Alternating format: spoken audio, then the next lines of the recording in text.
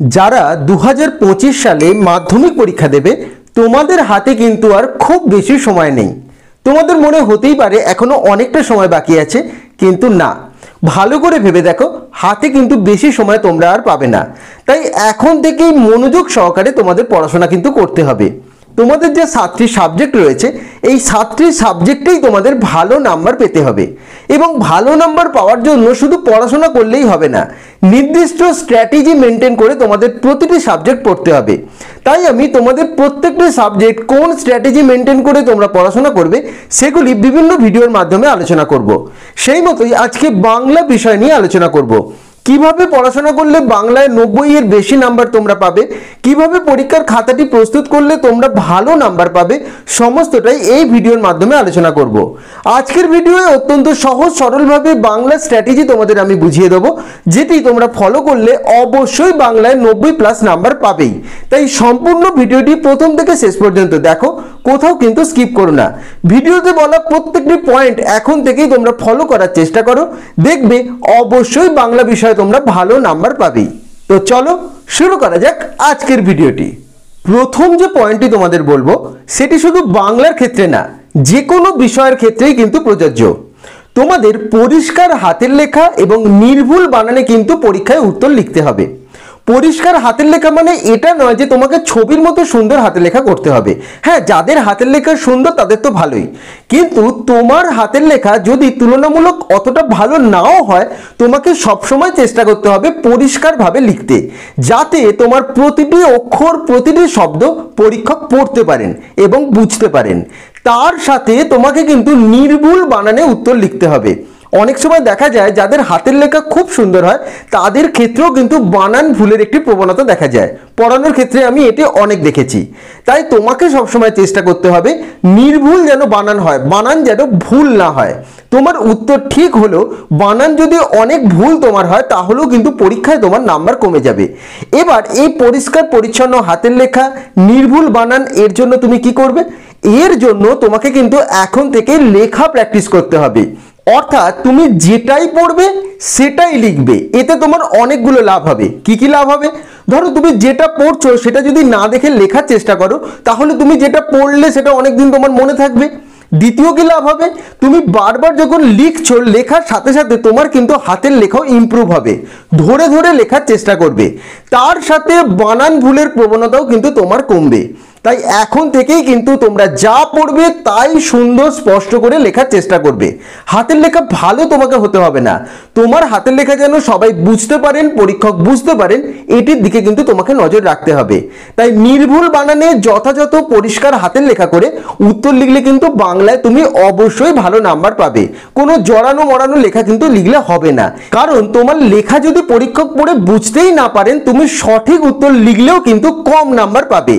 সেই দিকে কিন্তু তোমাকে খেয়াল রাখতে হবে। অবশ্যই কিন্তু এখন থেকে লেখার প্র্যাকটিস তোমরা গড়ে তোলো। 2 নম্বর পয়েন্টটিও শুধু বাংলার ক্ষেত্রে না, যে কোনো সাবজেক্টের ক্ষেত্রে প্রযোজ্য। পরীক্ষার খাতার বাঁ দিকে তোমাকে পরিমাণ মতো মার্জিন দিতে হবে। এক্ষেত্রে তুমি খাতাটি মুড়েও মার্জিন দিতে পারো, অথবা স্কেল দিয়ে টেনেও তুমি মার্জিন দিতে পারো, যেটা তোমার সুবিধা হবে, কিন্তু মার্জিন অবশ্যই দিতে হবে। অনেক সময় দেখা যায় যে ছাত্রছাত্রীরা পরীক্ষার খাতার 2 থেকে 3টি মতো মার্জিন দেওয়ার পর আর মার্জিন দেয় না।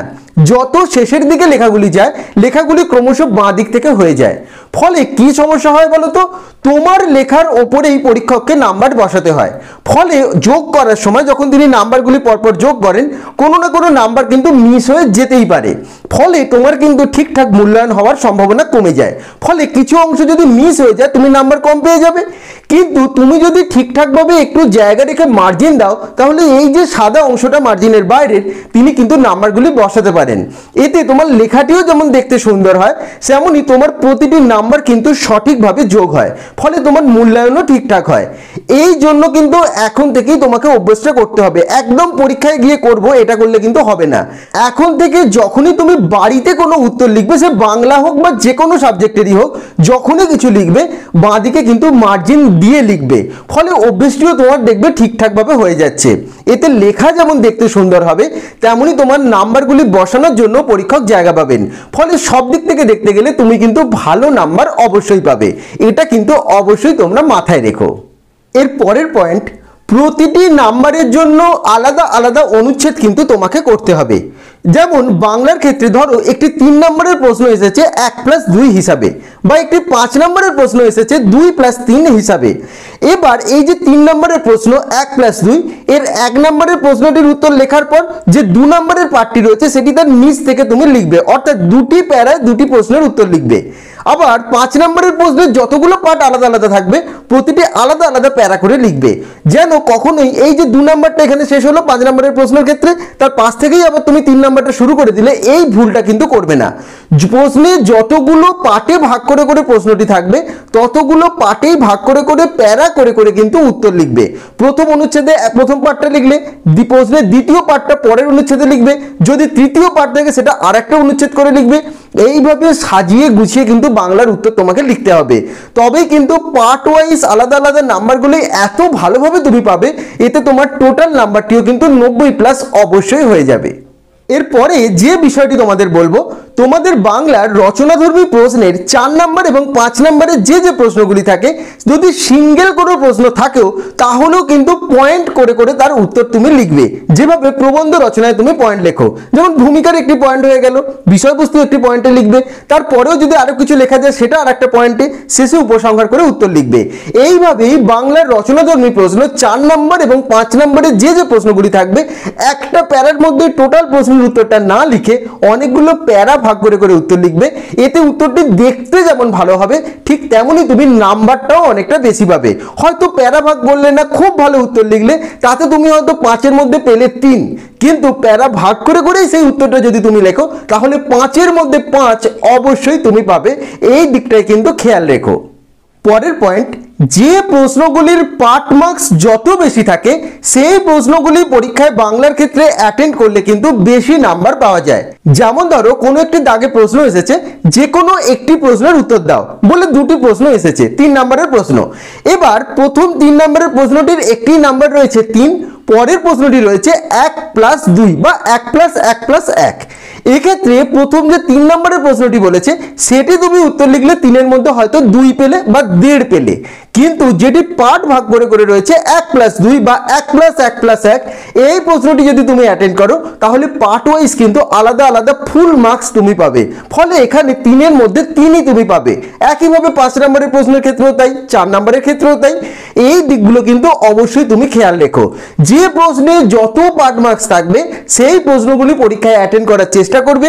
বাড়িতেও পরীক্ষা দেওয়ার সময় এই প্রশ্নগুলো বেশি করে অ্যাটেন্ড করবে, ফলে ভুল তোমার হবে না এবং এগুলোতে কিন্তু ফুল মার্কস তুমি পাবে। ফলে তোমার টোটাল মার্কসটাও কিন্তু অনেকটা বেড়ে যাবে। বাংলার প্রশ্নের উত্তর লেখার ক্ষেত্রে আরেকটি বিশেষ দিকে তোমাদের নজর দিতে হবে, সেটি হলো জ্যোতি চিহ্নের সঠিক ব্যবহার। অর্থাৎ ধরো তুমি কারোর কোটেশন লিখছো, অবশ্যই ইনভার্টেড কমা তোমাকে সেখানে দিতে হবে, বা তুমি এমন একটি বাক্য লিখলে সেখানে সামান্য পরিমাণে থমকে দাঁড়াতে হবে, সেক্ষেত্রে কমার ব্যবহার তোমাকে ঠিকঠাক করতে হবে। একটি পূর্ণাঙ্গ বাক্য শেষে অবশ্যই পূর্ণচ্ছেদ তোমাকে দিতে হবে। এই দিকগুলো কিন্তু অবশ্যই তোমাকে খেয়াল রাখতে হবে। প্রয়োজন মতো ড্যাশ তোমাকে দিতে হবে। অর্থাৎ জ্যোতিচিহ্নের সঠিক ব্যবহারও কিন্তু তোমার নাম্বার বাড়িয়ে দিতে পারে। তাই বাড়িতে যখন উত্তর লেখা প্র্যাকটিস করবে বা পড়বে তখন সজাগভাবে পড়ো এবং লিখো, এতে জ্যোতিচিহ্নের সঠিক ব্যবহার তুমি শিখবে। আর জ্যোতিচিহ্নের সঠিক ব্যবহার ঠিকঠাকভাবে করলে পরীক্ষার উত্তরটি পরীক্ষককে বোঝানো তোমার পক্ষে অনেকটা সহজ হয়ে যাবে। তাই অবশ্যই কিন্তু এই দিকগুলি খেয়াল রেখো। জ্যোতিচিহ্নের সঠিক ব্যবহার বাংলা পরীক্ষার ক্ষেত্রে অবশ্যই করো, তাতে কিন্তু ভালো নাম্বার অবশ্যই পাবে। এরপর আরেকটি গুরুত্বপূর্ণ পয়েন্ট, প্রশ্নে নির্ধারিত শব্দ সংখ্যা মেনটেন করে তোমাকে কিন্তু উত্তর লিখতে হবে। দেখবে তোমাদের বিভিন্ন প্রশ্নগুলির ওপরে যদি 1 নম্বরের প্রশ্ন হয় তারও শব্দসীমা নির্দিষ্ট থাকে, 3 নম্বরের প্রশ্নের ক্ষেত্রেও শব্দসীমা নির্দিষ্ট থাকে, 5 নম্বরের ক্ষেত্রেও থাকে। এবার এই শব্দসীমা নির্ধারণ যেগুলি করা থাকে পরীক্ষার ক্ষেত্রে তার ওপর কিন্তু তোমাকে উত্তর লিখতে হবে। ধরো 5 নম্বরের প্রশ্নে বলা আছে 150 শব্দের মধ্যে উত্তর লিখতে হবে। এবার উত্তর লেখার ক্ষেত্রে তোমার 200 থেকে 250 শব্দ হয়ে গেল। এক্ষেত্রে উত্তর লেখা ভালো হলেও হলেও তোমার নাম্বার কিন্তু কমে যাবে। সবসময় খেয়াল রাখতে হবে 150 শব্দ বলেছে মানে সেটি 160 থেকে 165 ম্যাক্সিমাম 170 হতে পারে, বা কমলে 140 বা 45-এর মধ্যে উত্তর লিখতে হবে। এই দিকটিও কিন্তু সজাগভাবে তোমাদের দেখতে হবে। এর জন্য কি দরকার, বাড়িতে এখন থেকে কিন্তু বাংলা লেখা প্র্যাকটিসে তোমাদের প্রয়োজন। তাহলে নির্দিষ্ট শব্দসীমার মধ্যে সঠিক উত্তর তোমরা লিখতে পারবে। না হলে দেখবে উত্তর লেখার ক্ষেত্রে হয় শব্দসীমা অনেকটা কমে যাবে বা অনেকটা বেড়ে যাবে, দুটো ক্ষেত্রেই কিন্তু তোমাদের নাম্বার কমে যাবে। তাই অবশ্যই নির্দিষ্ট শব্দসীমা যেটি প্রশ্নে বলা থাকবে সেটি দেখেই উত্তর লিখতে হবে। তার জন্য কিন্তু বারংবার বাড়িতে লেখা তোমরা প্র্যাকটিস করো। আরেকটি দিক, বাংলা পরীক্ষা বা যে কোনো পরীক্ষার জন্যই তোমরা খেয়াল রাখবে, পরীক্ষার প্রশ্নগুলি যে দাগ অনুযায়ী থাকে সেই অনুযায়ী কিন্তু উত্তর লেখার। যেমন ধরো পরীক্ষায় 1-এর দাগের, তারপরে 2-এর দাগের, তারপর 3, 4, 5, 6 এইভাবেই কিন্তু দাগের প্রশ্নগুলি থাকে। সব সময় চেষ্টা করবে পরপর দাগ নাম্বার দিয়ে উত্তর লেখার। অনেক সময় আমরা কি করে ফেলি, 1-এর দাগের প্রশ্নগুলোর উত্তর লিখলাম, তারপরে হঠাৎ করে চলে গেলাম 6-এর দাগের, তারপরে আবার লিখে ফেললাম 3-এর দাগের, তারপরে আবার চলে গেলাম 8-এর দাগের।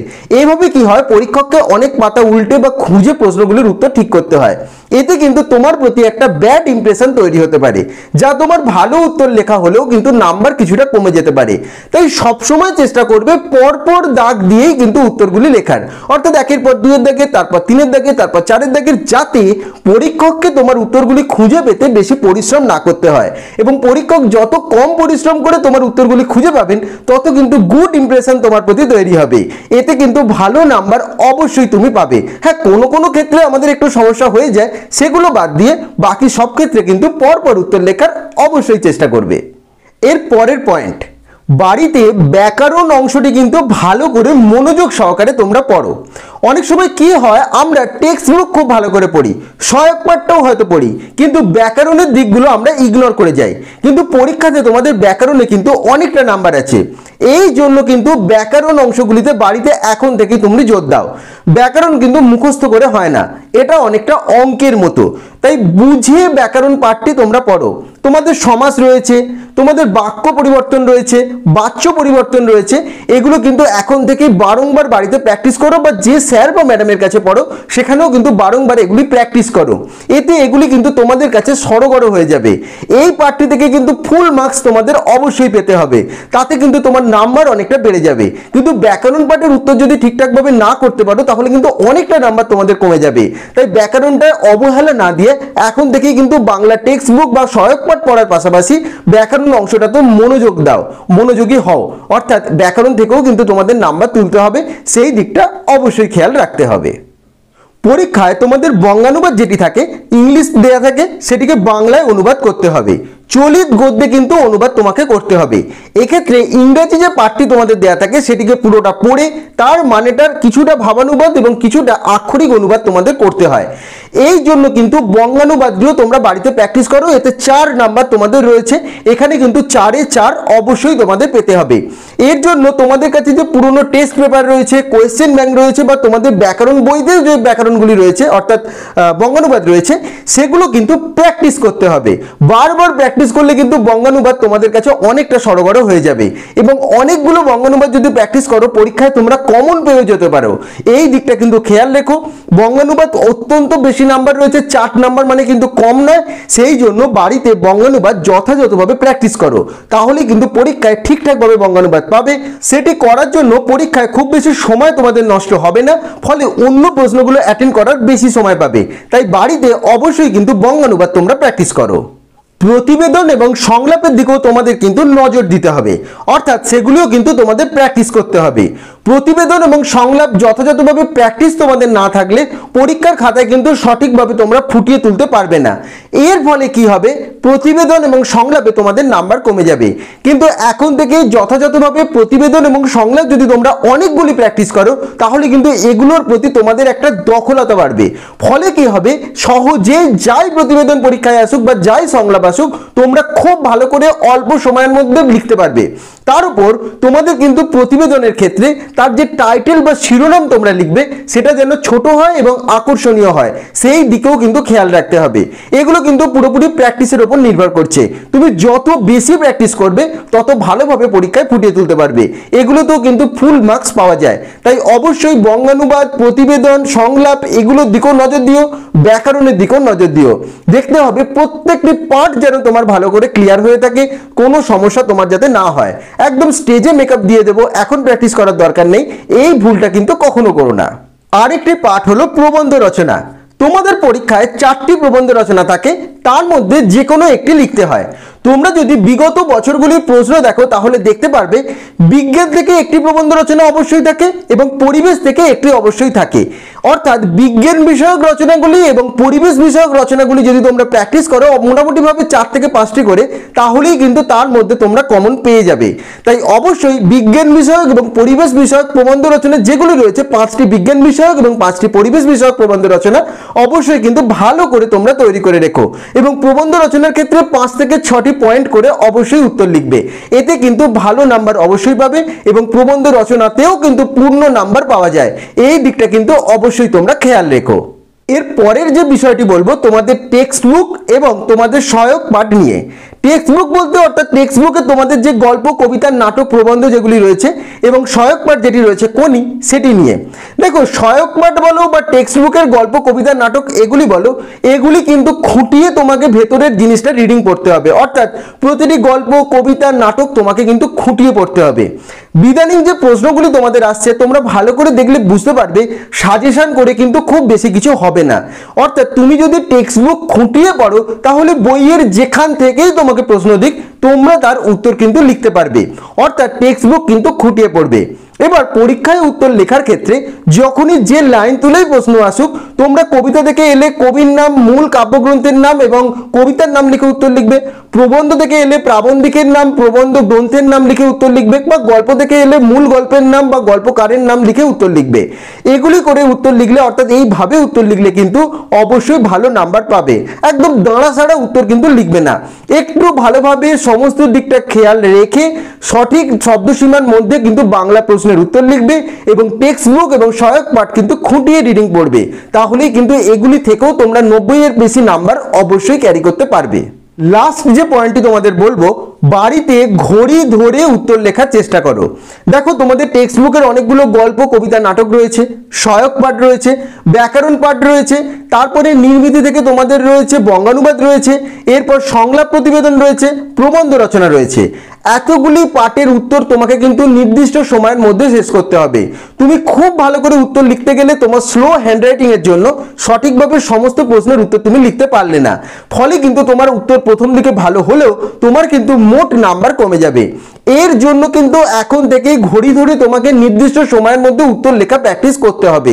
তবেই কিন্তু পরীক্ষার খাতার নির্দিষ্ট সময়ের মধ্যে উত্তর লিখে সেটিকে ভালো করে আরেকবার রিভিশন দেওয়া অর্থাৎ পড়ে নেওয়ারও তুমি সময় পেয়ে যাবে। কোথাও কোনো ভুল হলে সেগুলোকে কারেকশন করে নেওয়ার সুযোগ পাবে। তাই বাড়িতে এখন থেকে শুধু বাংলা বিষয়ের না, যে কোনো বিষয়েরই কিন্তু ঘড়ি ধরে উত্তর লেখার চেষ্টা করো। এতে কিন্তু ভালো নাম্বার পাওয়ার জন্য সব থেকে গুরুত্বপূর্ণ একটি পর্যায়। এই দিকটা কিন্তু অবশ্যই তোমরা খেয়াল রেখো। এই দিকগুলো যদি তোমরা ঠিকঠাকভাবে ফলো করতে পারো, অর্থাৎ এই যে পয়েন্টগুলি তোমাদের বাংলার ক্ষেত্রে বললাম, যদি ঠিকঠাকভাবে একটু আমার কথা শুনে তোমরা ফলো করো, অবশ্যই বাংলা বিষয়ে তোমরা কিন্তু 90+ নাম্বার পাবেই। এই কথা আমি তোমাদের বলতেই পারি এবং তোমরা বিশ্বাস রাখো, এইভাবে রুটিন ফলো করে পড়াশোনা করো, 90+ নাম্বার বা 95-96 পাওয়া তো বাংলার ক্ষেত্রে কোনো ব্যাপার না, তোমরা কিন্তু অতি অবশ্যই পাবে। এইভাবেই কিন্তু পড়াশোনাটা তোমরা খেয়াল রেখো। তো আশা করছি আজকের ভিডিওটি তোমাদের ভালো লেগেছে এবং আজকের ভিডিওর মাধ্যমে তোমাদের পরীক্ষায় বাংলা বিষয়ে তোমরা কিভাবে 90-এর বেশি নাম্বার পাবে সেই দিকগুলি আমি তোমাদের বললাম। এই দিকগুলি ফলো করে পড়াশোনা এখন থেকেই তোমরা শুরু করে দাও, অবশ্যই 90+ নাম্বার তোমরা পাবে। তাও এই বিষয়গুলি নিয়ে যদি তোমাদের কোনো কোয়েশ্চেন থেকে থাকে বা কোনো জায়গায় বুঝতে অসুবিধা হয়ে থাকে, অবশ্যই আমাকে কমেন্ট করে জানাবে, আমি সেই উত্তর তোমাদের যথাযথভাবে দিয়ে দেবো। এবং ভিডিওটি ভালো লেগে থাকলে অবশ্যই ভিডিওটি লাইক এবং শেয়ার করে দিও এবং চ্যানেলটি অবশ্যই তোমরা সাবস্ক্রাইব করে দিও। সকলে ভালো থেকো।